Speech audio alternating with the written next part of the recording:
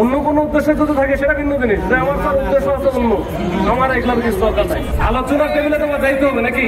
আলোচনার টেবিলে যাইতে গেলে অর্থ সচিব স্যারের সাথে অ্যাপয়েন্টমেন্ট ঠিক করলাম, ওখানে তোমরা ইয়ে করতেছো কেন, গরম করতেছো কেন? তোমার আমি সকাল থেকে আমি কিন্তু চেষ্টা করতেছি এখানে যোগাযোগ করার জন্য। হ্যাঁ, আমার ইকবালের সাথে কথা হচ্ছে, আমি কিন্তু ওই যে সচিবালয়ে কথা বললাম শুধুমাত্র তোমাদের জন্য, যে সচিবালয়ে তোমরা ওই ইকবাল বলতেছিল যে মাননীয় অর্থ সচিবের সাথে তারা নাকি দেখা করবে, এর আগে দেখা করতে পারে নাই।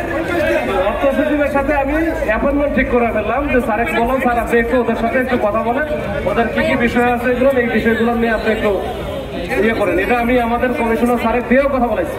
তাহলে তোমরা ওখানে না যে এখানে গরম করতেছো কেন? আমি বলছি যে তোমাদের তো আলোচনার টেবিলে তোমার যাইতে হবে নাকি? আলোচনার টেবিলে যাইতে গেলে অর্থ সচিব স্যারের সাথে অ্যাপয়েন্টমেন্ট ঠিক করলাম, ওখানে না যে তোমরা ইয়ে করতেছো কেন, গরম করতেছো কেন? তুমি তো বললা যে অর্থ সচিব স্যারের সাথে কথা বলা যায়। তিনটা মন্ত্রণালয় যদি আমাদেরকে নিয়ে বসে স্যার, তাহলে এটা সমস্যার সমাধান হয়ে যায়। এখানে যারা এই যে আউটসোর্সিং এ যারা আছেন সবার উদ্দেশ্যেই বলি, আপনারা এর আগে যতবার বলছেন যে স্যার আমরা একটু সচিবালয়ে যাব, সচিবালয়ের সংশ্লিষ্ট দপ্তরের সাথে বা বিভাগের সাথে আমরা একটু কথা বলবো, কথা বলে আমাদের যে বিষয়গুলো আছে, এই সমস্যাগুলো আছে সমাধান করতে চাই। তো আমরা তো চাই সবসময় হচ্ছে আলোচনার মাধ্যমে শান্তিপূর্ণ উপায়ে সমাধান করা। এখন আমার সাথে তোমার তার কোনো পুলিশের সাথে কোনো ঝামেলা আছে বা শত্রুতা আছে, তাহলে আমি তো এখন তাহলে আমরা কেন তোমাদের সাথে আমরা ঝামেলা করতে যাব? তো ওই জন্য এরা ইতিপূর্বে যতবারই বলেছে ততবারই কিন্তু আমরা সচিবালয় পাঠাইছি না, কথা বলে আসছো। এখন এসে আমরা আজকে বলতেছো যে এরকম আমরা মাস্টার সচিবালয়, যে মাস্টার সচিবালয় কেন? যে অর্থ সচিবের সাথে নাকি তোমাদের দেখা হয় না বা কথা হয় নাই। আচ্ছা, কথা যেহেতু হয় নাই, আমি কিন্তু ওইটা সকাল থেকে বেশ কয়েকবার ট্রাই করে আমি কিন্তু অর্থ সচিব স্যারের সাথেও অ্যাপয়েন্টমেন্ট নিয়ে দিয়েছিলাম। প্রথমেই বলছিল 2টার মধ্যে যাইতে, এরপর তোমরা গেলে না। পরে এখন আছে 4টায় বলছে যে 4টার সময় আসুক, আমি ওদের সময় দেবো। এর মধ্যে মনে স্যার হচ্ছে একটা মিটিংয়ে আছে, তো তোমরা 4টার সময় চলে যাও, গিয়ে ওইখানে কথা বলো।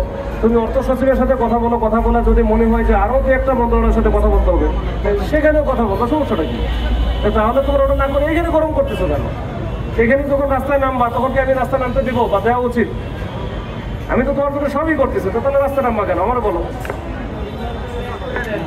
অন্য কোনো উদ্দেশ্যে যদি থাকে সেটা ভিন্ন জিনিস, যে আমার তার উদ্দেশ্য আছে অন্য, আমার এগুলোর কিছু দরকার নাই।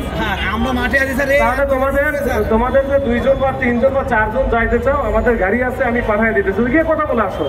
কথা বলে যদি ওইখানে সমাধান না হয়, সমাধান সবই যে হবে তা না।